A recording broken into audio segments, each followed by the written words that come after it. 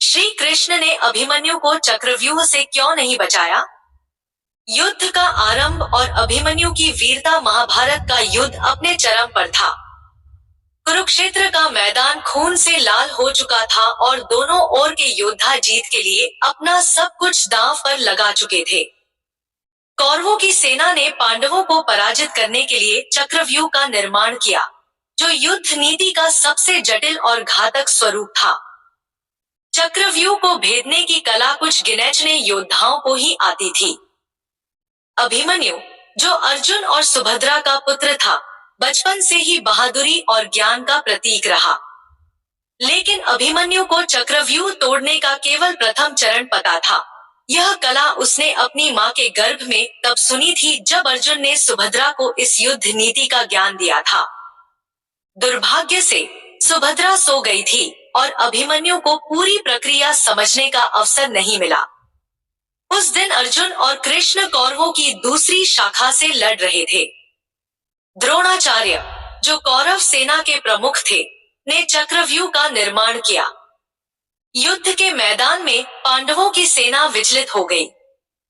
तब अभिमन्यु ने अपनी बहादुरी और आत्मविश्वास का परिचय देते हुए कहा, मैं इस चक्रव्यूह में प्रवेश करूंगा और इसे भेद दूंगा।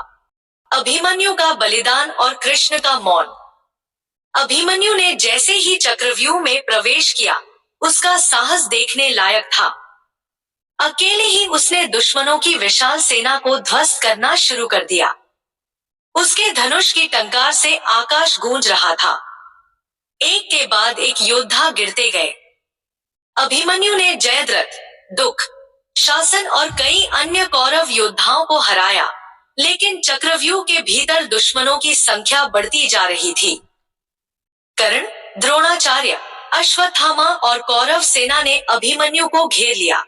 अभिमन्यु ने अपनी पूरी शक्ति और कौशल से युद्ध किया, लेकिन यह असमान युद्ध था। अंततः उसका रथ टूट गया, धनुष छिन्न हो गया और वह अपने गदा से लड़ते हुए वीर गति को प्राप्त हुआ। युद्ध क्षेत्र में हर ओर शोक फैल गया। अभिमन्यु के बलिदान ने पांडवों के हृदय को तोड़ दिया। युधिष्ठिर, भीम और अन्य भाई क्रोध और दुख में भर उठे, लेकिन सबसे बड़ा सवाल यह था, कृष्ण ने अभिमन्यु को बचाने के लिए कुछ क्यों नहीं किया? अभिमन्यु के बलिदान के बाद अर्जुन और द्रौपदी रोष में थे। उन्होंने कृष्ण से पूछा, हे केशव, आप तो सर्वशक्तिमान हैं, आपने अभिमन्यु को क्यों नहीं बचाया? क्या उसकी मृत्यु टाली नहीं जा सकती थी? कृष्ण ने गहरी सांस ली और उत्तर दिया, अर्जुन, मेरी भूमिका सृष्टि के नियमों का पालन करना है। मैं हस्तक्षेप तभी करता हूँ जब धर्म संकट में हो। अभिमन्यु का बलिदान इस युद्ध का महत्वपूर्ण मोड़ था। यह युद्ध केवल तुम्हारी या मेरी जीत के लिए नहीं है, यह धर्म और अधर्म के बीच का संघर्ष है। कृष्ण ने आगे कहा, अभिमन्यु ने अपने जीवन का सर्वोत्तम योगदान दिया। उसका बलिदान व्यर्थ नहीं जाएगा। उसकी मृत्यु ने कौरवों के पापों को और बढ़ा दिया, जिससे उनका पतन सुनिश्चित हो गया। यदि मैं उसे बचा लेता, तो यह युद्ध अनिश्चित काल तक चलता रहता। अर्जुन का प्रण और धर्म का पुनर्स्थापन। कृष्ण के शब्दों ने अर्जुन और पांडवों को सोचने पर मजबूर कर दिया। अभिमन्यु के बलिदान से प्रेरित होकर अर्जुन ने प्रतिज्ञा की कि वह जयद्रथ का वध करेगा, जिसने चक्रव्यूह के द्वार को बंद किया था। अर्जुन ने कृष्ण के साथ मिलकर अगले दिन युद्ध का नया अध्याय लिखा। जयद्रथ वध के साथ पांडवों ने अपनी शक्ति और धैर्य का परिचय दिया। धीरे धीरे कौरव सेना कमजोर पड़ने लगी। अभिमन्यु का बलिदान एक प्रकाश स्तंभ बन गया, जिसने पांडवों को धर्म की राह पर अडिग रहने की प्रेरणा दी। अभिमन्यु का बलिदान केवल उनके लिए नहीं, बल्कि संपूर्ण मानवता के लिए एक उदाहरण बन गया। उसका नाम वीरता और साहस का पर्याय बन गया। कृष्ण ने अंत में कहा, अभिमन्यु इस शरीर में नहीं है, लेकिन उसकी आत्मा अमर है। उसके बलिदान ने धर्म को स्थापित किया और अधर्म को नष्ट करने का मार्ग प्रशस्त किया। अभिमन्यु के बलिदान ने पांडवों के हृदय में केवल दुख नहीं, बल्कि क्रोध और प्रतिशोध की ज्वाला भी जलाई। उसकी वीरता ने पांडवों को यह स्मरण कराया कि धर्म की स्थापना के लिए त्याग और बलिदान आवश्यक है। लेकिन यह बलिदान केवल युद्ध का हिस्सा नहीं था। यह उन नैतिक सिद्धांतों का प्रतीक था जो महाभारत को एक महाकाव्य बनाते हैं। युधिष्ठिर ने रात भर अभिमन्यु के बलिदान पर शोक मनाया। उनकी आत्मा गलानी से भर उठी। उन्होंने कृष्ण से कहा, हे माधव, क्या मेरा नेतृत्व इतना कमजोर था कि मैं अपने भतीजे को बचाने में असमर्थ रहा? मैं स्वयं को इस पाप से कभी मुक्त नहीं कर पाऊंगा। कृष्ण ने शांत स्वर में उत्तर दिया, धर्मराज, यह समय आत्मग्लानि का नहीं, बल्कि आगे की रणनीति बनाने का है। अभिमन्यु ने अपने धर्म का पालन किया। अब तुम्हें भी अपने धर्म पर अडिग रहना होगा। इस युद्ध में तुम्हारी विजय से ही अभिमन्यु के बलिदान को सार्थकता मिलेगी। सुभद्रा, जो अपने पुत्र के बलिदान की खबर सुनते ही शोक में डूब गई थी, द्वारका से कुरुक्षेत्र पहुंची। उसका हृदय बिखर चुका था। उसने कृष्ण से रोते हुए कहा, दाऊ, आपने मुझे वचन दिया था कि आप हमेशा अभिमन्यु की रक्षा करेंगे, फिर क्यों आपने उसे उस क्रूर चक्रव्यूह में अकेला छोड़ दिया? कृष्ण ने अपनी बहन को सांत्वना देते हुए कहा, सुभद्रा, तुम्हारा पुत्र एक योद्धा था और योद्धा का कर्तव्य है धर्म की रक्षा करना। अभिमन्यु ने वही किया। यदि मैं उसे बचा लेता तो यह अधर्म के नियमों का पालन करने जैसा होता। वह अब किसी एक देह में नहीं है। उसका बलिदान अमर है।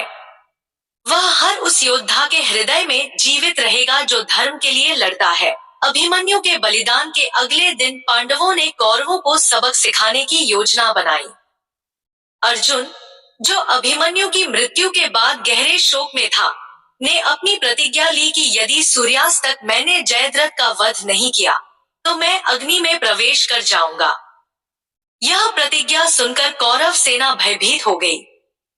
जयद्रथ, जिसने अभिमन्यु को चक्रव्यूह में फंसने दिया था, अपने प्राणों की रक्षा के लिए द्रोणाचार्य और कर्ण की शरण में गया। कौरवों ने जयद्रथ की रक्षा के लिए अभेद्य रक्षा कवच तैयार किया।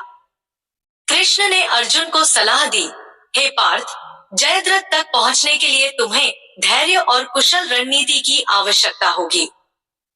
याद रखो, यह केवल शक्ति का नहीं, बल्कि समय और बुद्धिमानी का युद्ध है।